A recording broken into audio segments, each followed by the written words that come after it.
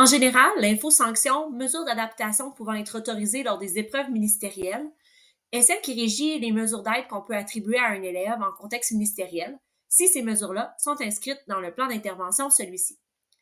Par contre, il y a une autre info-sanction qui existe également, qui parle des outils numériques disponibles pour tous les élèves. Celle-ci détaille les outils numériques qui sont permis pour tous les élèves par épreuve et par niveau. Ce document-là décrit également les conditions d'utilisation de ces outils.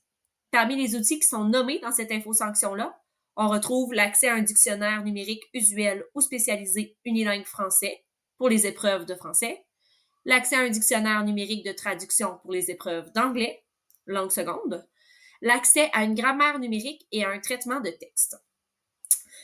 Voici deux exemples d'outils qui sont permis par l'info-sanction. Il y a le dictionnaire usuel unilingue français Usito, qui est permis et disponible sur les sessions sécurisées des Chromebooks et des portables. Et il y a également le traitement de texte de Formative, qui respecte les mesures de sécurité et de contrôle et qui permet d'envoyer à distance l'épreuve de l'élève pour qu'il puisse écrire à l'ordinateur leur texte. Ces outils-là sont permis pour toutes les épreuves qui demandent la rédaction d'un texte. Et ces mesures-là peuvent être appliquées sans que l'élève ait un plan d'intervention. Elles peuvent donc être offertes à l'ensemble des élèves.